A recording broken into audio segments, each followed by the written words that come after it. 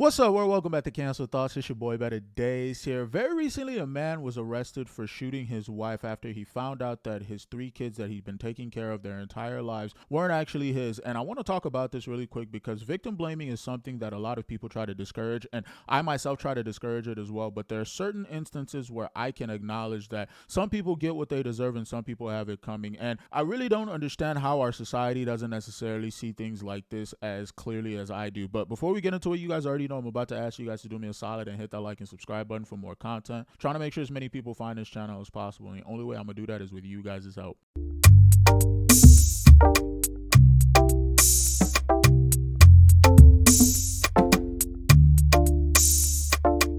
Following breaking news out of Sterling Heights, where police say a husband shot his wife in her work parking lot. That shooting happened at the Pomeroy Living Center on 15 Mile near DeQuinder. Gino Vici has an update on the victim's condition and the investigation.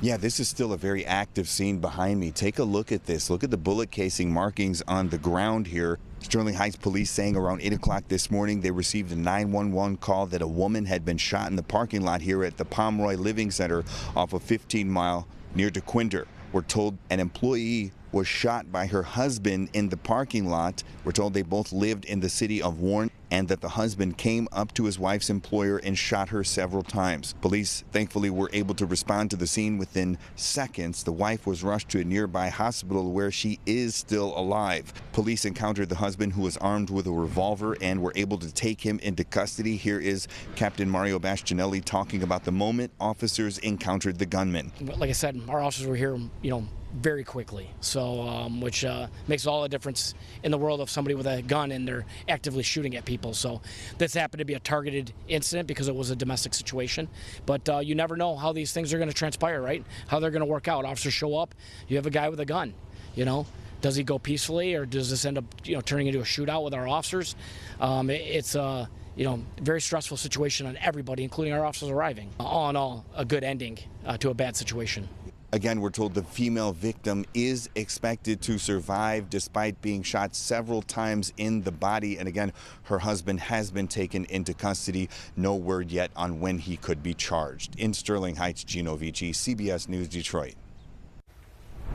Gino. Now, first and foremost, people shouldn't be going around shooting other people. But if it's true, and some of the reports that I'm seeing on the internet are saying that it's true, there's more to this story than these people kind of articulated here, which is kind of an issue that I have with mainstream media, in that they kind of tend to shy away from anything that paints women in any kind of bad light. Because if people on the internet can find it, you guys have more than enough resources to me to try to figure out what actually prompted the husband to actually go over there and shoot his wife. That aside, I don't necessarily want to get into if the things that I'm seeing on the internet are true. Can you blame him? This guy found out that his wife had been cheating on him with his brother, his father, and a cousin. And those 3 kids were each of theirs.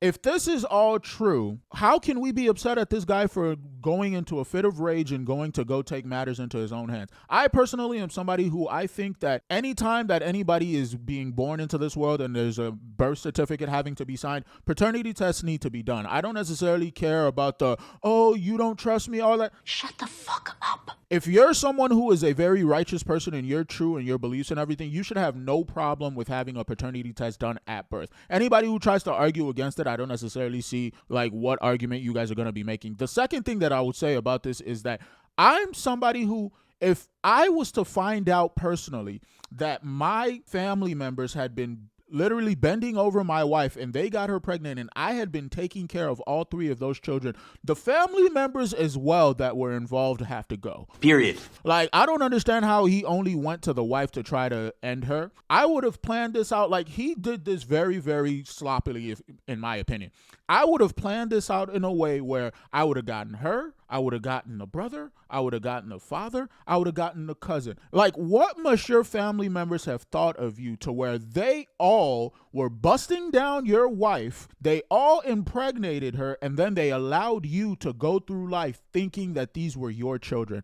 I cannot have that. I don't necessarily understand how anybody could see it any other way. This dude should be acquitted. He shouldn't even be really charged with anything, because I get it, like he tried to shoot some, but when you find out the kind of circumstances that led to this story, you have to be a little understanding, because I think any man would have done the exact same thing, especially if you found out that the 3 kids, you love these children, you think they are yours, and they do share your characteristics because your family members were the ones who had, man, please, these people, all of them could have went, for me personally. But I'm going to leave it there, guys. I don't necessarily want to make this video too long. I just don't necessarily understand how things like paternity tests aren't made mandatory by hospitals. I think the only reason for it really is that there's some sort of financial incentive from the prison industrial complex or the judicial system to where they kind of try to ignore stuff like this. But going back to my point on the media, I just don't necessarily get to why the media, if people on the internet can find this stuff, why are you guys shying away from this? Now, some people will say something along the lines of, well, it may be because it's not true. That's bullshit. I don't necessarily believe that whatsoever. I think it is a very, very true thing. I just think the media tries to shy away from things that doesn't necessarily paint women in as